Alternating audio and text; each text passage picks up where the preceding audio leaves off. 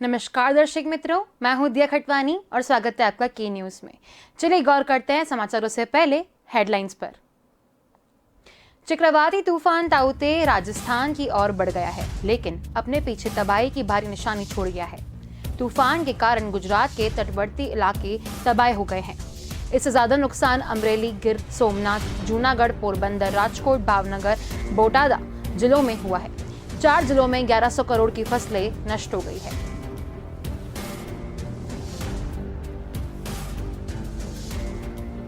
केंद्रीय स्वास्थ्य मंत्री डॉक्टर हर्षवर्धन ने बुधवार को दावा किया है कि भारत इस साल के आखिर तक कोरोना की 267 करोड़ डोज हासिल कर लेगा, यानी हम अपनी पूरी वयस्क आबादी को टीका लगाने की स्थिति में होंगे। उन्होंने कहा कि वैक्सीन के 51 करोड़ डोज जुलाई तक और 216 करोड़ अगस्त से दिसंबर के बीच उपलब्ध कराई जाएंगी।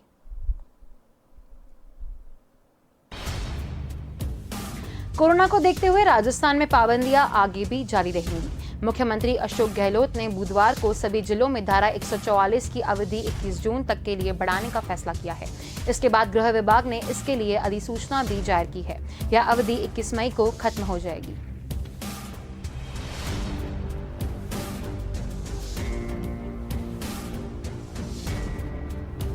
नारदा सिंह ऑपरेशन केस को राज्य से ट्रांसफर करने की मांग को लेकर सीबीआई ने कोलकाता हाईकोर्ट में याचिका लगाई है। इस याचिका में सीबीआई ने पश्चिम बंगाल की मुख्यमंत्री ममता बनर्जी और कानून मंत्री मौलौय घटक को पार्टी बनाया है।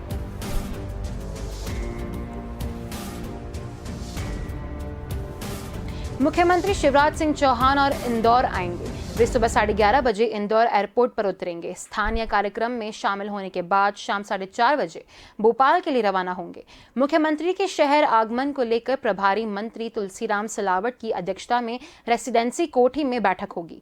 मुख्यमंत्री संभाग के विभिन्न जिलों में कोरोना के हालातों की समीक्षा करेंगे।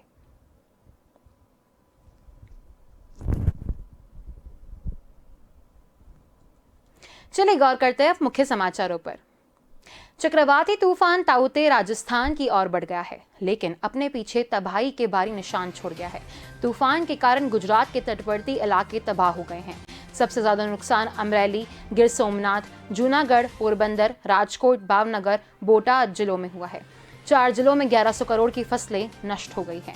28,702 कच्चे और 1327 पक्के मकानों को नुकसान पहुंचा है।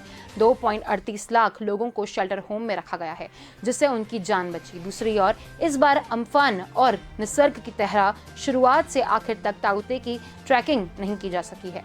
वजह रही मुंबई रडार का काम न करना। यह बात मौसम विभाग छिपाता है। विभाग ने कहा था कि तूफान 18 मई को द्वारका के पास टकराएगा। बाद में बताया कि तूफान 17 मई को दीव से टकराएगा। तूफान के दौरान 4 जहाज लापता हो गए हैं। कुल 707 लोग सवार थे, जिनमें से 620 लोगों को बचा लिया गया है। रेस्क्यू को लेकर आईएनएस कोची के कैप्टन सीची स्क्वेयर ने बताया कि हवाएं 100 किलोमीटर प्रति घंटे की रफ्तार से चल रही थी। 10 मीटर तक ऊंची लहरें उठ रही थी। इन स्थितियों में ही हमारी टीम लोगों की तलाश करती रहती और 188 लोगों को बचाने में सफल रही। बाज P305 पर सवार प्रमोद बताते हैं कि 17 मई को शाम 4 बजे जहाज डूबने लगा था। इसे देख मैंने समुद्र में छलांग लगा दी। मेरे कई साथी भी कूदे। इस दौरान हमें चोट भी आई, लेकिन जान बचाने के लिए हम 19 घंटे तक तैरते रहे। इस दौरान कई लोग दूसरे हाथ के साथ भी थाम रहे थे। 18 मई सुबह 11 बजे जब नौसेना के युद्धोपद आईएनएस कोची को INN कोलकाता पहुंचे, तब हमारी जान बचाई जा सकी।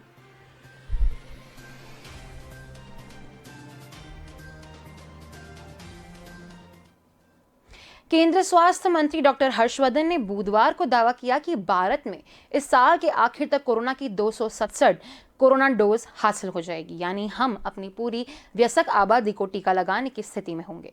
उन्होंने कहा कि वैक्सीन के 51 करोड़ डोज जुलाई तक और 216 करोड़ अगस्त से दिसंबर के बीच उपलब्ध कराई जाएंगी। पश्चिम बंगाल और पूर्वोत्तर के 8 राज्यों के स्वास्थ्य मंत्रियों के साथ कोरोना के हालात पर की गई वर्चुअल मीटिंग में हर्षवर्धन ने ये बात कही। डॉक्टर हर्षवर्धन भले इतना बड़ा दावा कर रहे हैं, लेकिन देश में वैक्सीनेशन की हालिया स्थिति कुछ और की कहानी बताती है। देश में 16 जनवरी को वैक्सीनेशन शुरू होने के बाद अब तक 18.58 करोड़ डोज लगाए जा चुके हैं। इनमें 14.35 करोड़ से ज्यादा लोगों को पहला और 4.22 करोड़ को दूसरा डोज लगाया गया है। शुरुआती 4 महीने में करीब 18.5 करोड़ डोज लगा पाई सरकार अब अगले 7 महीने में करीब 259 करोड़ डोज लगवाने का दावा कर रही है। ऐसा करने के लिए हर महीने करीब 35 करोड़ यानी हर दिन में 1 करोड़ से ज्यादा डोज लगाने होंगे। अभी वैक्सीनेशन की रफ्तार देखी जाए तो यह लक्ष्य हासिल कर पाना दूर की कौड़ी लग रही है। धीमी रफ्तार के बावजूद भारत कोरोना के खिलाफ देश भर में चल रहे टीकाकरण अभियान में हर दिन नए रिकॉर्ड बना रहा है। दुनिया के दूसरे देशों के मुकाबले देश में सबसे तेज वैक्सीनेशन हो रहा है। इससे 123वें दिन यानी 18 मई को देश भर में 12 लाख से ज्यादा लोगों को टीका लगाया गया। इनमें 10.96 लाख को पहला और सिर्फ 1.88 लाख को दूसरा डोज लगाया गया।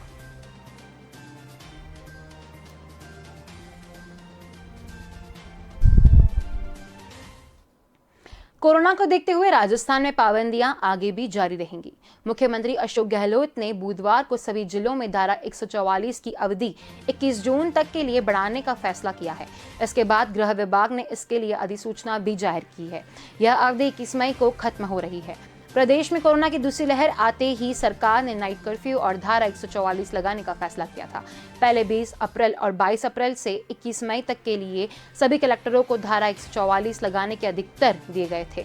अब इसकी अवधि को फिर बढ़ाया गया है। अब प्रदेश के सभी कलेक्टर अपने स्तर पर धारा 144 लगाने से अलग आदेश जारी कर रहे हैं। प्रदेश में 24 मई तक लॉकडाउन के प्रावधान पहले ही से लागू हो रहे हैं।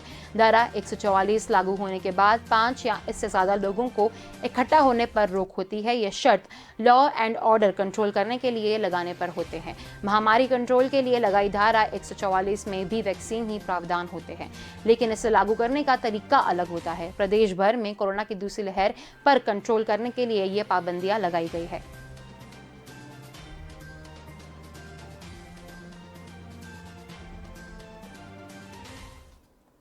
नारदा सिंह ऑपरेशन केस को राज्य से ट्रांसफर करने की मांग को लेकर सीबीआई ने कोलकाता नाइट कोर्ट में याचिका लगाई है। इस याचिका में सीबीआई ने पश्चिम बंगाल की मुख्यमंत्री ममता बनर्जी और कानून मंत्री मौलौया घटक को पार्टी बनाया है। इस केस से जुड़ी दूसरी याचिकाओं के साथ इस पर भी 2 सदस्यीय बेंच ने बुधवार को सुनवाई की। मामले में आरोपी टीएमसी के चारों नेताओं की जमानत याचिका पर गुरुवार दोपहर 2 बजे से सुनवाई होगी। सुनवाई करते हुए कोर्ट ने सीबीआई से पूछा है कि क्या कोरोना काल में आरोपियों को जेल में रखा जाना जरूरी है। इन पर निचली अदालत से भी ज्यादा कड़ी शर्तें लगाई जा सकती है। सुनवाई के दौरान सीबीआई का पक्ष रख रहे सॉलिसिटर जनरल तुषार मेहता ने कहा, पहले दिन जब आरोपियों को जमानत दी गई तब हमें अपना पक्ष रखने को मौका नहीं मिला। हम हाईकोर्ट के सामने केस डायरी पर भी पेश नहीं कर पाए थे क्योंकि हमें ऐसा करने को रोका गया था। एसजी ने कहा है कि चारों टीएमसी नेता इस वक्त अस्पताल में हैं, जबकि उन्हें जेल में होना चाहिए। मुझे नहीं लगता कि देश में ऐसा पहला कभी हुआ होगा जब किसी केस से जांच कर रही एजेंसी को जांच करने से रोका गया। कोर्ट ने कहा कि इस मामले में 5 याचिका आई हैं। जस्टिस बैनर्जी ने कहा, रिकॉर्ड में चार्जशीट दाखिल है, क्या आपके पास इन्होंने मामले में सहयोग नहीं किया?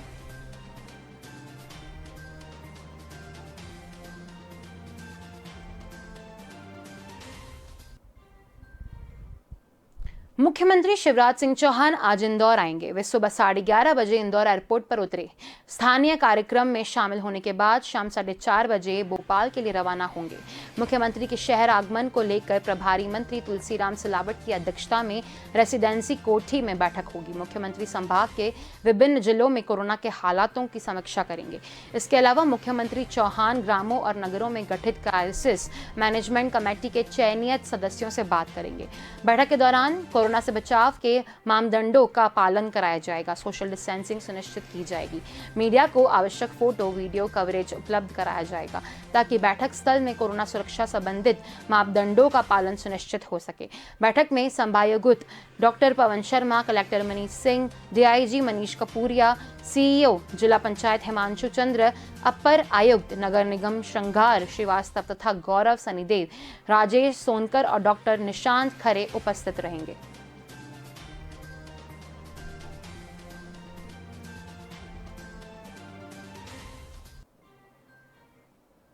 इंदौर संभाग के 2 शराब कारखानों से बिना परमिट शराब बेचने और परिवहन करने का मामला सामने आया है।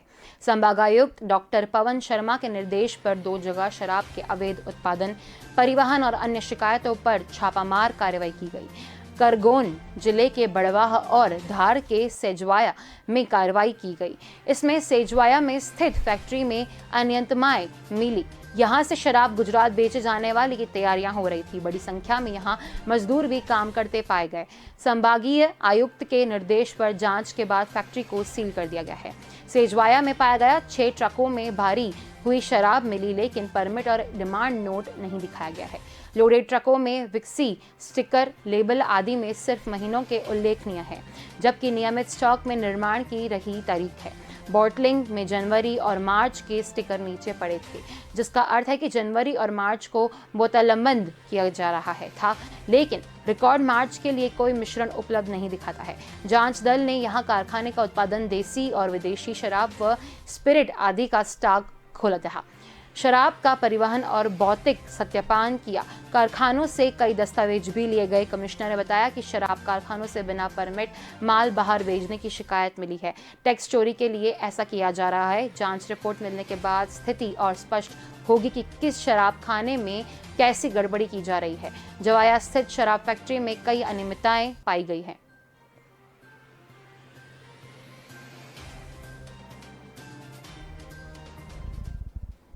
पीएम नरेंद्र मोदी ने बिहार में होम आइसोलेशन के मरीजों की जानकारी के लिए बनाए गए होम आइसोलेशन ट्रैकिंग ऐप की तारीफ की है। मोदी ने इसे पूरे देश में लागू करने की बात कही है।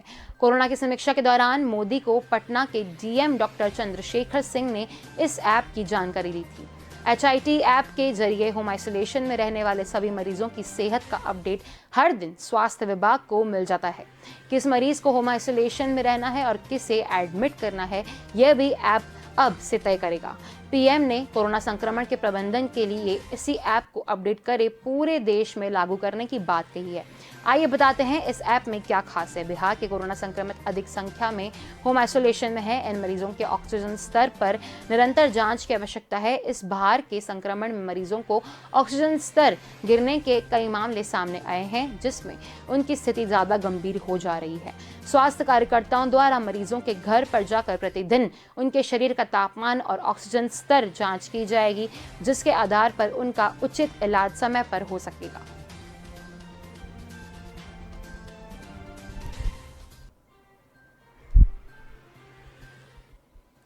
पटना के पारस अस्पताल में एडमिट कोरोना पीड़ित 45 साल की उस महिला की मौत हो गई, जिनकी बेटी ने सोमवार को अपनी मां के साथ रेप की कोशिश का गंभीर आरोप लगाया था।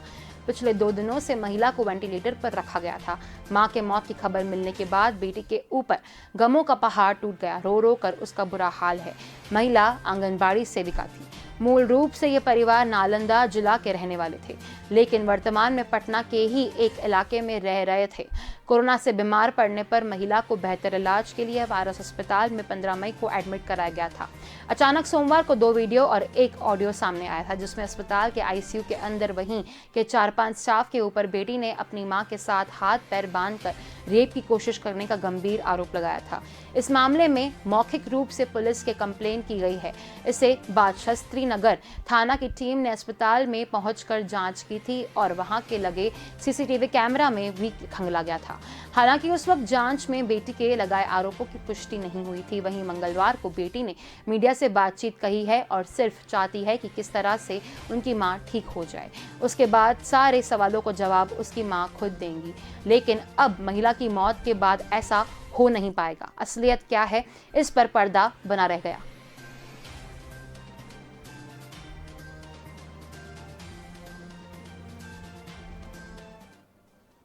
चलिए, वक्त हो चला एक छोटे से ब्रेक का। जल्द मिलेंगे इस ब्रेक के बाद।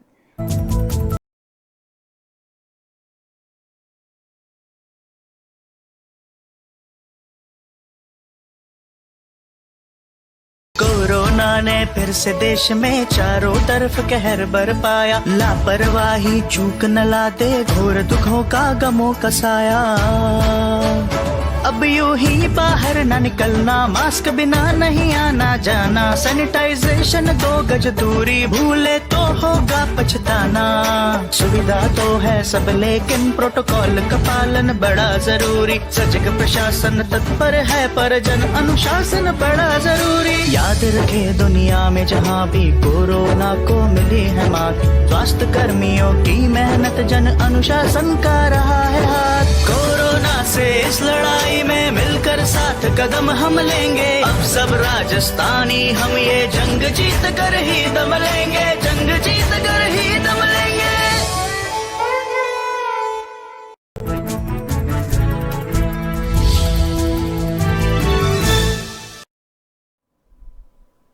Welcome back. चलिए गौर करते हैं आगे के समाचारों पर। चक्रवाती तूफान ताउते के कारण अजमेर में हो रही बरसात आफन बन गई है। कई जगहों पर पानी निकास की व्यवस्थाएं नहीं होने के कारण पानी भर गया है और लोगों की आवाजाही भी मुश्किल हो गई है। लोगों के घरों में भी पानी घुस गया, इससे लोगों को परेशानी उठानी पड़ी। वहीं लोगिया क्षेत्र में ट्रांसफार्मर की दीवार ढह जाने से बड़ा हादसा टल गया, लेकिन क्षेत्र की बिजली आपूर्ति बाधित हुई। जॉन्सगंज स्थित रामलीला मैदान के पास बरसों पुराना भारी भरकम बरगद का पेड़ जड़ सहित धराशायी हो गया। मंगलवार और बुधवार को हुई बरसात का आंकड़ा सुबह 8 बजे से 75 mm दर्ज किया गया था। नगर निगम प्रशासन ने भी क्षेत्रों का दौरा किया और पानी निकास के लिए प्रबंधन किए। वहीं बारिश के बीच लौंगिया क्षेत्र में मदन स्कूल के पास पुराने ट्रांसफार्मर की जर्जर दीवार ढह गई। क्षेत्रवासी देवेंद्र राठौड़ ने बताया कि इसकी जर्जर दीवार को लेकर क्षेत्रवासियों ने शिकायत की, लेकिन कोई सुनवाई नहीं की। गनीमत रही कि कोई जानहानि नहीं हुई। क्षेत्र की विद्युत आपूर्ति भी बाधित हो गई। जॉन्सगंज स्थित रामलीला मैदान के पास बरसों पुराना भारी भरकम बरगद का पेड़ जड़ सहित धराशायी हो गया। किसी प्रकार की जानहानि नहीं होने से इलाके के लोगों ने राहत की सांस ली।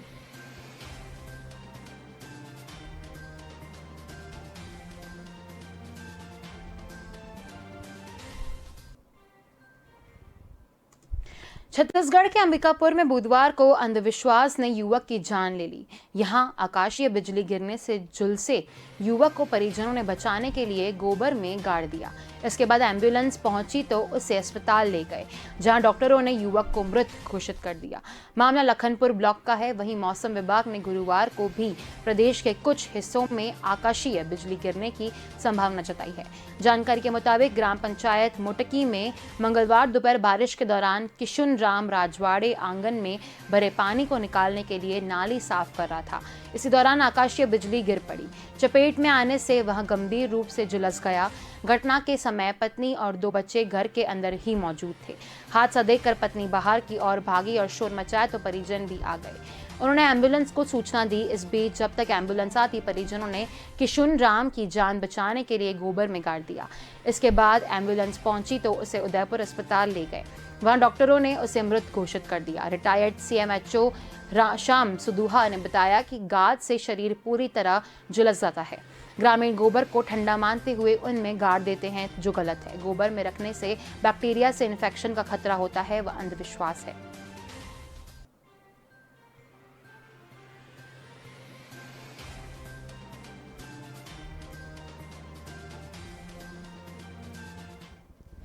जिले के महवा थाना क्षेत्र के ठेकड़ा गांव में बुधवार को बदमाशों द्वारा एक मकान पर फायरिंग कर तोड़फोड़ करने का मामला सामने आया है। फायरिंग की आवाज सुनकर लोगों ने पुलिस को सूचना दी। मौके पर पहुंची पुलिस ने बदमाशों की घेराबंदी की, जिस पर बदमाशों ने पुलिस पर ही फायरिंग कर दी।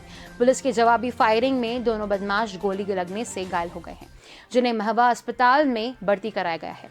पुलिस के अनुसार दोनों बदमाशों ने ठेकड़ा गांव में कालूराम के मकान के खिड़की दरवाजे पर फायरिंग कर कार में तोड़फोड़ की, जहां धमका की आवाज के साथ मकान की खिड़कियों के कांच टूटे तो परिवार के लोग समय गए और आसपास के लोगों में हड़कंप मच गया। ग्रामीणों के तत्काल महवा थाना पुलिस को सूचना दी तथा बदमाशों की घेराबंदी कराई। पुलिस की घेराबंदी देखकर बदमाश फायरिंग करते हुए भराने लगे, जहां पुलिस ने भी जवाब फायरिंग की। पुलिस की फायरिंग में दोनों बदमाशों के पैरों में गोली लगने से घायल हो गए, जिन्हें पकड़कर महवा अस्पताल में भर्ती कराया गया है। पुलिस के अनुसार बदमाश प्रशांत व रिंकू निवासी दंतुरी महवा क्षेत्र के ही रहने वाले थे। बताया जा रहा है कि पुरानी रंजिश के चलते इन्होंने कालूराम के मकान जवान पर फायरिंग की वारदात को अंजाम दिया। सूचना पर दौसा से अतिरिक्त पुलिस अक्षय अनिल सिंह चौहान व पुलिस अधीक्षक हवास सिंह ने मौके पर पहुंचकर घटनाक्रम की जानकारी ली। पुलिस ने बताया कि गिरफ्तार आरोपियों ने मंगलवार रात मंडावर थाने क्षेत्र के रसीदापुर जानगढ़ निवासी बहाना साहब बहराव के घर बेपी फायरिंग करते हुए उनके परिवार के लोगों के साथ मारपीट की, जिसमें कई लोगों को चोट आई है, जिसे लेकर उन्होंने मंडावर थाने में मामला दर्ज कराया है।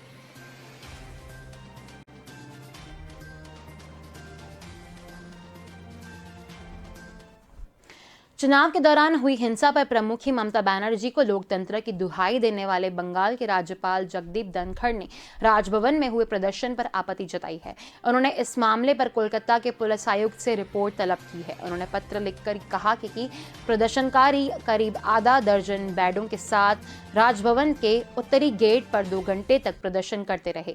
पुलिस चुपचाप उन्हें देखती रही, किसी ने भी उन्हें रोकने की कोशिश नहीं की। उन्होंने सोशल मीडिया पर एक के बाद एक कई वीडियो भी शेयर की। तृणमूल कांग्रेस के कार्यकर्ताओं ने नारदा सिंह ऑपरेशन में टीएमसी के 4 नेताओं की गिरफ्त के बाद राजभवन के उनकी गेट पर प्रदर्शन किया था। इसी बीच राज्यपाल पर आपत्तिजनक टिप्पणी भी की गई। राज्यपाल ने प्रदर्शनकारियों पर कोई कार्रवाई न करने का पुलिस पर आरोप लगाया है। जगदीप धनखड़ ने कहा कि राजभवन में धारा 144 लागू थी, फिर भी प्रदर्शनकारियों ने उत्तरी गेट को पूरी तरह से बंद कर दिया। संवैधानिक पद पर बैठे व्यक्ति के खिलाफ आपत्तिजनक बयान दिए गए, लेकिन ड्यूटी पर तैनात पुलिसकर्मी चुपचाप से ये सब देखते रहे। ऐसा दूसरी बार हुआ है।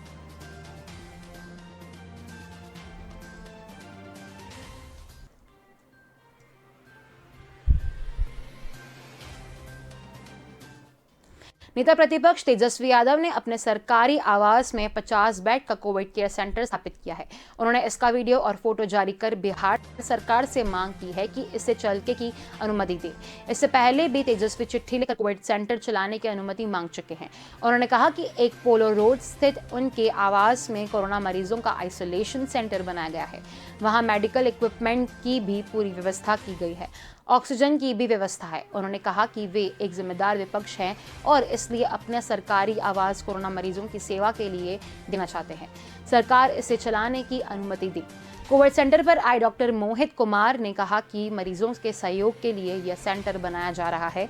उन्होंने बताया कि मरीजों को यहां दवाएं फ्री मिलेगी, बाकी इंतजाम भी किए गए हैं, लेकिन इसे शुरू करने से पहले सरकार से परमिशन जरूर चाहिए। हालांकि पूर्व मंत्री और जेडीयू के वरिष्ठ नेता नीरज कुमार ने कहा है कि लापतागंज के नायक तेजस्वी यादव का यह नया राजनीतिक नाटक है। पार्टी का कोविड केयर सेंटर खोलने की मंशा साफ है। उन्होंने कहा कि आपके दल के नवादा विधायक ने सरकारी अस्पताल को ऑक्सीजन सिलेंडर सौंपा और आप अपने सरकारी आवास में बेड लगा रहे हैं। नीरज कुमार ने कहा कि हम जानना चाहते हैं कि आपके घर में जो डॉक्टर है वो सेवा देंगे कि नहीं। कोविड मरीजों को मनोबल बढ़ाने के लिए तेजस्वी यादव उस आवास में आएंगे कि नहीं, यह भी सार्वजनिक घोषणा की जाएगी। वहीं मुहिम मेहता ने कहा कि तेजस्वी यादव नौटंकी न करें, यह कोविड का समय है।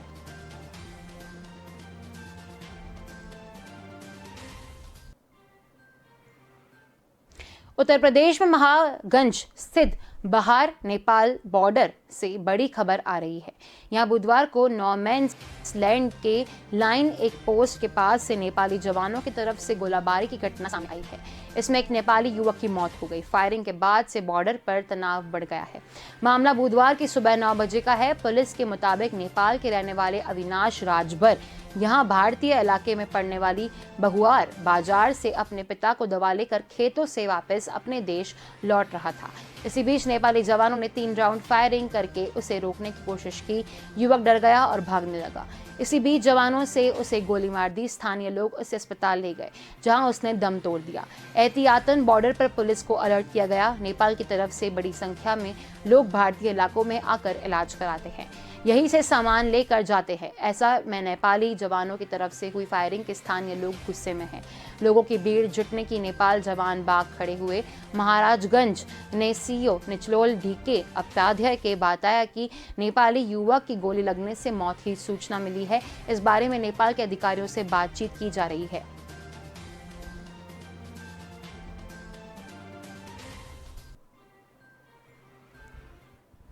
सरकार ने कहा कि 8 राज्यों में कोविड के 1 लाख से अधिक मामले हैं और 22 राज्यों में संक्रमण की दर 15% से अधिक है। महाराष्ट्र, उत्तर प्रदेश, दिल्ली, बिहार, मध्य प्रदेश और छत्तीसगढ़ में कोविड के मामलों में कमी आई है और संक्रमण दर भी कम हुई है। 199 जिलों में कोविड-19 के मामलों और संक्रमण दर में पिछले 2 हफ्ते में कमी आई है। देश में पहली बार एक दिन में सबसे ज्यादा लोगों कोरोना वायरस की जांच की गई है।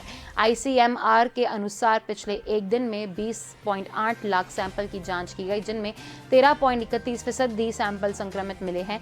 3 दिन पहले तक यह एक दर 19% तक दर्ज की गई थी, लेकिन अब यह आंकड़ा तेजी से नीचे आ रहा है। केंद्रीय स्वास्थ्य मंत्री डॉक्टर हर्षवर्धन ने कहा कि सरकार की प्रतिदिन योजना रोजाना 25 लाख जांच करने की तैयारी है।